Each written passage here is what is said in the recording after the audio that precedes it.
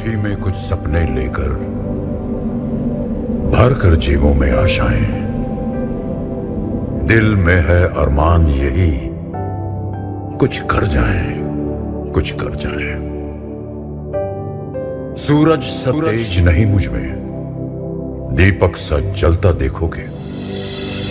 सूरज सा तेज नहीं मुझ में, दीपक सा जलता देखोगे। अपनी हद रोशन करने से तुम मुझको कब तक रोकोगे, तुम मुझको कब तक रोकोगे।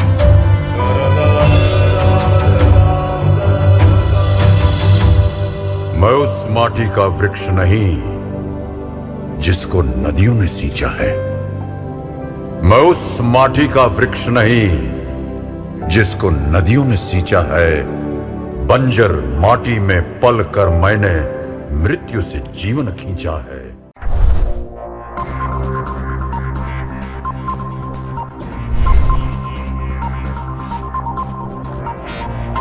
गुड मॉर्निंग बच्चों, जैसे आप जान रहे हैं कि लॉकडाउन में जो है ऑनलाइन क्लास की व्यवस्था है और हमारे विद्यालय में हाई स्कूल और इंटरमीडिएट का परीक्षा का भी रिजल्ट आया है, जिसमें हाई स्कूल में अंजलि पटेल 88.16% और इंटर में जो है तनुज पाल सिंह ने 82.40% प्राप्त कर विद्यालय में प्रथम स्थान प्राप्त किया है। हम पढ़ेंगे अध्याय 3 विद्युत रसायन भाग 1। सबसे पहले पढ़ेंगे विद्युत रसायन किसे कहते हैं, जिसको इंग्लिश में कहते हैं इलेक्ट्रोकेमिस्ट्री। इलेक्ट्रोकेमिस्ट्री मतलब विद्युत रसायन। विद्युत रसायन रसायन विज्ञान की वह शाखा जिसमें रासायनिक ऊर्जा का विद्युत ऊर्जा में, रासायनिक ऊर्जा का विद्युत ऊर्जा में परस्पर उनके संबंधों और रूपांतरण का जो है अध्ययन करते हैं, उसे हम विद्युत रसायन कहते हैं। मतलब रसायन विज्ञान की वह शाखा जिसमें विद्युत ऊर्जा या रासायनिक ऊर्जा का रसायन विज्ञान की वह शाखा जिसमें रासायनिक ऊर्जा का विद्युत ऊर्जा में रूपांतरण तथा उसके संबंधों का अध्ययन करते हैं, उसे हम विद्युत रसायन कहते हैं। अब इसमें पढ़ेंगे विद्युत अपघटनी। पहला है विद्युत अपघटनी। किसी भी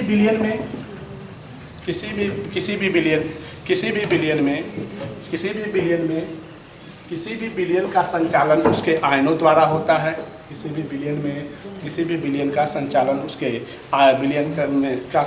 उसके आयनों द्वारा होता है और इसी आयन या किसी उस संचालन आयनों द्वारा होता है, उसी को जो है हम क्या कहते हैं, विद्युत अपघटनी, या उसको हम चालकत्व भी कहते हैं। मतलब किसी भी बिलियन का संचालन उसके आयनों द्वारा होता है तो उसको हम विद्युत अपघटनी या चालकत्व भी कहते हैं। अब इसके बाद है विद्युत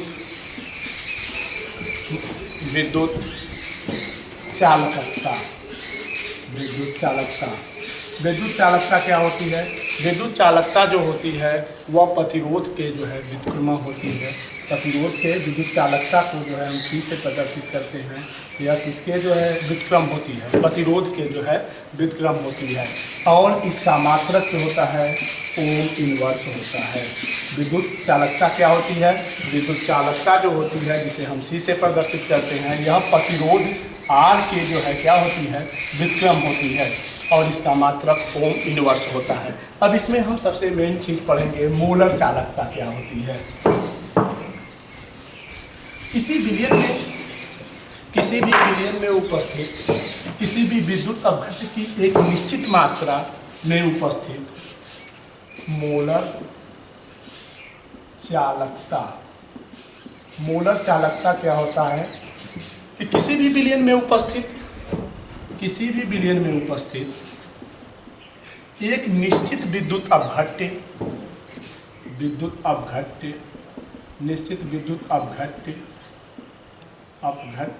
के एक मोल द्वारा उपलब्ध कराए गए आयनों की संख्या को हम क्या कहते हैं, मोलर चालकता कहते हैं। मोलर चालकता किसे कहते हैं? किसी भी जो है बिलियन में एक निश्चित मात्रा में जो है विद्युत अपघट्य विद्युत अपघट्ट में उपस्थित एक मोल द्वारा उपलब्ध कराए गए आयनों की संख्या को हम उसकी क्या कहते हैं, मोलर चालकता कहते हैं। मोलर चालकता के आधार पर ही जो है कोलराउस ने एक नियम दिया था जिसे हम कहते हैं स्वतंत्र अभिगमन के लिए आयनों का स्वतंत्र अभिगमन का नियम या कोलराउस का नियम, ये इम्पॉर्टेंट है। कोलराउस का नियम, आयनों का स्वतंत्र अभिगमन का नियम या कोलराउस का नियम। इस नियम में ये बताया गया है कि किसी विलयन में या किसी विलयन के अनंत तंतुता पर, किसी विलयन के अनंत तंतुता पर इस विलयन की मोलर चालकता, किसी भी विलयन की अनंत तंतुता पर उसकी मोलर चालकता उसके धनायन और ऋणायन की मोलर चालकता के जो है बराबर होती है। मतलब अनंत तंतुता पर किसी भी विलयन की मोलर चालकता उसके धनायन और ऋणायन की अनंत तंतुता पर मोलर चालकता के क्या होती है, बराबर होती है। जैसे हम मोलर चालकता को जो है से प्रदर्शित कर दिए तो यहाँ पर हो जाएगा V plus lambda m infinity plus V minus lambda m minus ए।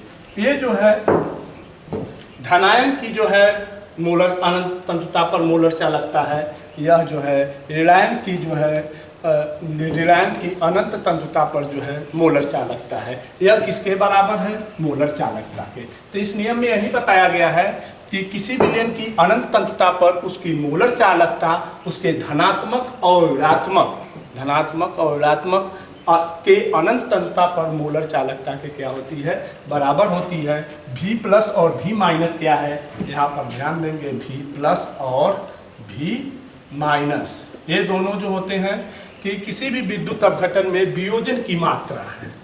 किसी भी विद्युत अपघट्ट में क्या है, वियोजन की मात्रा। यदि हमने मान लिया HCl है तो इसका H प्लस और Cl माइनस होगा तो V बराबर 1 तो V माइनस बराबर भी क्या होगा 1, V प्लस 1 तो V माइनस बराबर 1।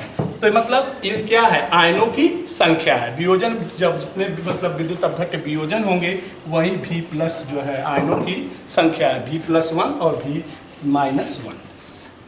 इसी तरह CaCl2 है तो इसका जब वियोजन करेंगे तो Ca प्लस 2 और 2Cl माइनस। तो यहाँ पर दो आवेश हैं तो यहाँ पर जो है V प्लस बराबर जो है हो जाएगा 2 और V माइनस बराबर भी 2।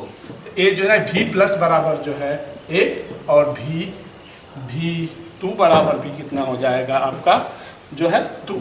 तो ये जो है इसके लिए CaCl2। तो अनंत आयनों का स्वतंत्र अभिगमन का नियम यही बताता है कोलराउस का कि अनंत तंतुता पर किसी भी प्रकार विद्युत अपघट्ट की मोलर चालकता उसके धनायन और ऋणायन के अनंत तंतुता पर मोलर चालकता के क्या होती है, बराबर होती है। जैसे हमने V प्लस और V माइनस को बताया है कि किसी भी विद्युत अपघट्ट में ये वियोजन की मात्रा है, तो जितने हुए प्लस में और माइनस में वियोजित होंगे वही उनकी V प्लस और V माइनस की संख्या होगी। जैसे HCl में हाइड्रोजन आयन की प्लस 1 है और Cl पर जो है 1 है, उसी तरह CaCl2 में कैल्शियम पर 2 आवेश है लेकिन ये आयनों की संख्या कैल्शियम ही है तो एक यहाँ पर 2Cl है तो इसकी संख्या 2 हो जाएगी।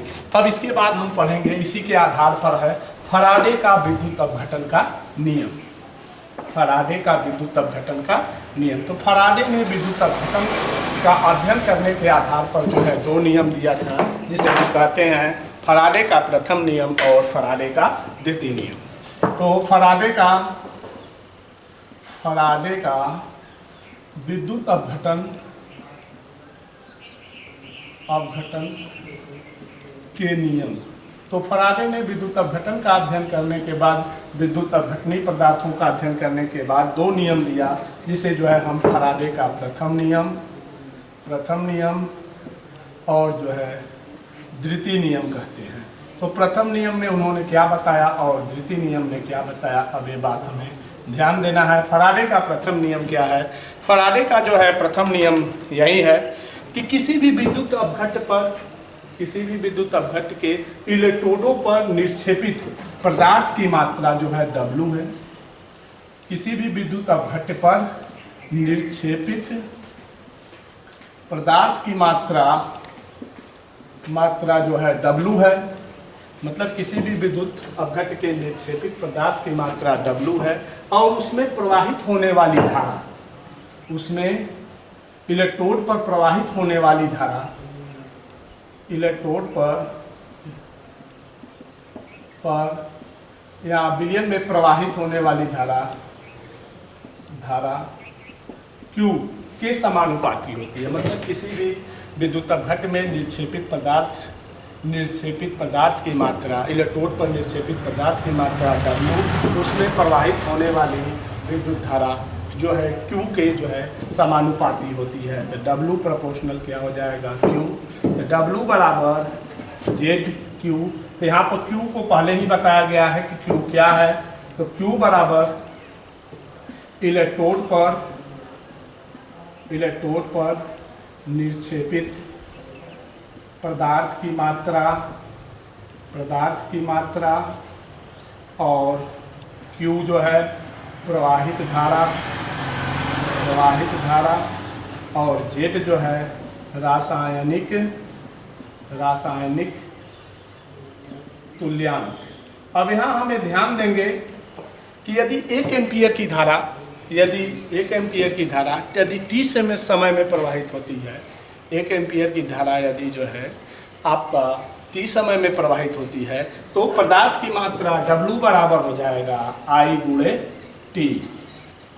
W बराबर I गुणे T। तो जब यहाँ पर ये मान रखेंगे तो W बराबर ZIT, Q बराबर हो जाएगा, धारा बराबर Q बराबर हो जाएगा I गुणे T। मतलब जब किसी 1 एम्पीयर की धारा यदि Q समय में प्रवाहित किया जाता है तो पदार्थ की जो मात्रा होती है,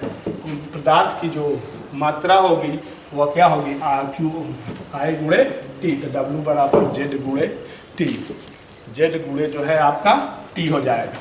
अब दूसरा है फराडे का द्वितीय नियम। क्या है फराडे का द्वितीय नियम में बताया गया है कि यदि जो है विद्युत की समान मात्रा यदि भिन्न भिन्न इलेक्ट्रोडों में जो है प्रवाहित करने पर उसमें निक्षेपित पदार्थ की जो मात्रा होती है वह उसके तुल्यांकी भार के क्या होती है? समानुपाती होती है। इसमें यह बताया गया है कि यदि विद्युत की समान भिन्न मात्रा यदि विभिन्न जो है इलेक्ट्रोडों पर जो है एक साथ जो है प्रवाहित किया जाता है तो उसकी मात्रा जो होती है वह किसके बराबर होगी? उसके तुल्यांकी भार के बराबर होगी। तो द्वितीय नियम में ये होगा कि विद्युत की समान मात्रा जब भिन्न इलेक्ट्रोडों पर प्रवाहित करने पर उस इलेक्ट्रोड पर निक्षेपित पदार्थ की मात्रा जो होगी उसके तुल्यांकी भार के बराबर होगी। यदि हमने मान लिया कि यदि किसी भी इलेक्ट्रोड को हमने श्रेणी क्रम में जब उसमें जो है श्रेणी क्रम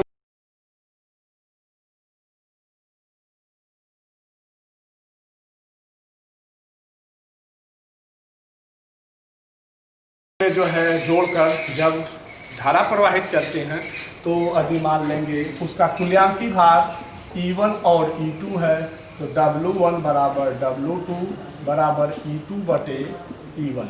ये हमारा जो है द्वितीय नियम है कि यदि समान विद्युत अपघट्ट में विद्युत की समान इलेक्ट्रोड पर जो है समान मात्रा में विद्युत धारा प्रवाहित किया जाता है तो इलेक्ट्रोडों पर निक्षिप्त पदार्थ की मात्रा जो होगी उसके तुल्यांकी भार के क्या होगी? समानुपाती होगी। जैसे W1 बराबर W2 बराबर E2 बटे E1। तो ये जो है फराडे का द्वितीय नियम था। हम फराडे के प्रथम नियम और द्वितीय नियम को एक बार फिर देख लेते हैं। प्रथम नियम क्या है कि फराडे का प्रथम नियम ये बताया गया है कि यदि किसी भी विद्युत अपघट्ट में किसी इलेक्ट्रोड पर निक्षेपित या प्राप्त किसी इलेक्ट्रोड पर निक्षेपित या पदार्थ की जो मात्रा होगी उसमें प्रवाहित होने वाली जो धारा होगी वह Q के क्या होगी, समानुपाती होगी। तो ये हो जाएगा W प्रोपोर्शनल Q। दूसरा द्वितीय नियम में क्या है कि जब विद्युत की समान मात्रा यदि भिन्न भिन्न इलेक्ट्रोडों पर, विद्युत की समान मात्रा यदि भिन्न भिन्न इलेक्ट्रोडों पर जो है एक साथ प्रवाहित किया जाता है तो वह भिन्न भिन्न इलेक्ट्रोडों पर प्राप्त पदार्थ की जो मात्रा होगी उसके तुल्यांकी भार के बराबर होगी, समान तुल्यांकी भार के समानुपाती होगी। ये फैराडे का जो है दोनों नियम था। अब हम इसमें पढ़ेंगे इलेक्ट्रोड विभव किसे कहते हैं। इलेक्ट्रोड विभव, जब किसी धातु की छड़ को इलेक्ट्रोड विभव, जब किसी धातु की छड़ को उसी धातु के विलयन में जब डुबाया जाता है तो धातु और विलयन के बीच में धनावेश और ऋणावेश उत्पन्न हो जाता है, तो इसे हम धातु का इलेक्ट्रोड विभव कहते हैं। जब किसी भी धातु की छड़ को उसी धातु के विलयन में जब डुबाया जाता है तो धातु और विलयन के बीच में धन आवेश और ऋण आवेश जो है उत्पन्न हो जाता है, उसी को हम धातु का इलेक्ट्रोड विभव कहते हैं। उसी का धातु का इलेक्ट्रोड विभव कहते हैं। जैसे उदाहरण के तौर पर जब हम कापर की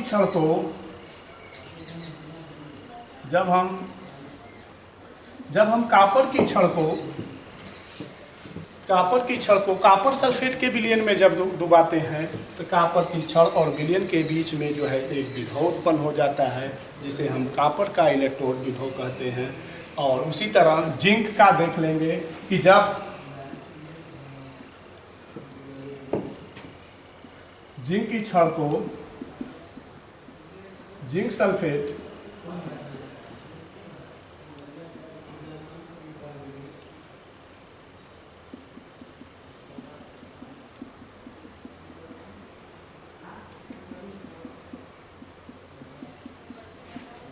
जब जिंक की छड़ को हम जिंक सल्फेट के विलयन में जब डुबाते हैं तो जिंक की छड़ पर ऋण आवेश हो जाता है और उसको संतुलित करने के लिए विलयन में चारों तरफ जो है धन आवेश उत्पन्न हो जाते हैं, जिसे हम जो है जिंक का इलेक्ट्रोड विभव कहते हैं। अब यहाँ पर हम देखेंगे किसी धातु का इलेक्ट्रोड विभव जो है तीन चीज़ों पर निर्भर करता है। पहला धातु की प्रकृति, दूसरा धातु आयन की सांद्रता और तीसरा जो है ताप। किसी भी धातु की इलेक्ट्रोड विभव जो होता है तीन चीज़ों पर निर्भर करता है। धातु की प्रकृति, धातु आयन की सांद्रता और जो है तीसरा क्या होता है, ताप। तो इलेक्ट्रोड विभव को हम समझ लिए कि जब किसी भी धातु की छड़ को उसी धातु के विलयन में जब डुबाई जाती है तो धातु और विलयन के बीच में धना और ऋणावेश उत्पन्न हो जाता है, जिसे हम विभव कहते हैं, इसलिए उसको हम बोलते हैं उस धातु का इलेक्ट्रोड विभव। कापर की छड़ को कापर सल्फेट के विलयन में डुबाएंगे तो कापर की छड़ पर धनावेश उत्पन्न हो जाता है और विलयन में ऋणावेश, तो इसको हम बोलेंगे कापर का इलेक्ट्रोड विभव। और जिंक की छड़ को जिंक सल्फेट के विलयन में जब डुबाते हैं तो जिंक की छड़ पर ऋणावेश और विलयन में चारों तरफ धनावेश उत्पन्न हो जाता है, तो इसको हम जिंक का इलेक्ट्रोड विभव कहते हैं। और किसी धातु की प्रकृति, किसी धातु का इलेक्ट्रोड विभव जो है तीन चीज़ों पर निर्भर करता है। धातु की प्रकृति, धातु आयन की सांद्रता और ताप पर। अब यह विभवांतर की उत्पत्ति कैसे होती है।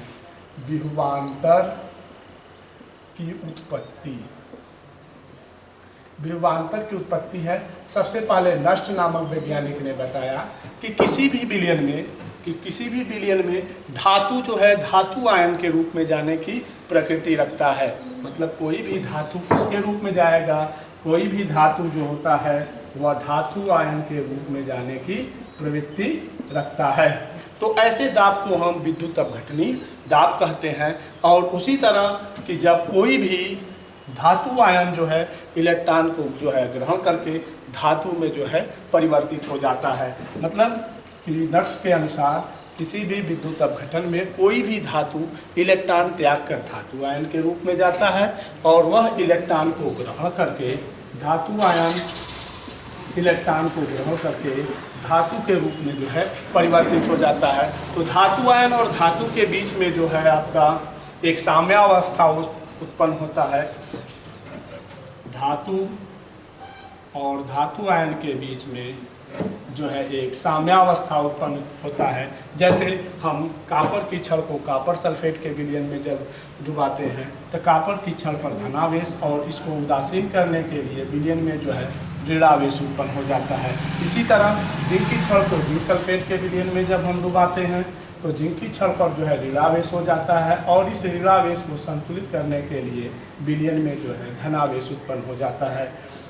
अब इसी के बाद हम पढ़ेंगे आगे मानक इलेक्ट्रोड विभव।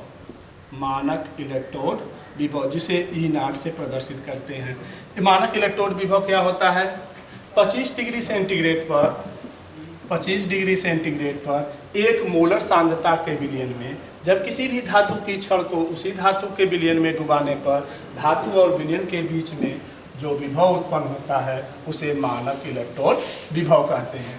मतलब इसके लिए जो है 2 कंडीशन होना जरूरी है। पहला कि विलयन जो होता है का तापमान जो है 25 डिग्री सेंटीग्रेड हो और दूसरा 1 मोलर सांद्रता। 1 मोलर सांद्रता मतलब मानक इलेक्ट्रोड विभव किसे कहते हैं? 25 डिग्री सेंटीग्रेड पर 25 डिग्री सेंटीग्रेड पर 1 मोलर सांद्रता के विलयन में जब किसी धातु की छड़ को उसी धातु के विलयन में डुबाया जाता है तो धातु और विलयन के बीच में जो विभव उत्पन्न होता है उसे मानक इलेक्ट्रोड विभव कहते हैं, जिसे E0 से प्रदर्शित करते हैं। धन्यवाद। अब इसके आगे बताया जाए।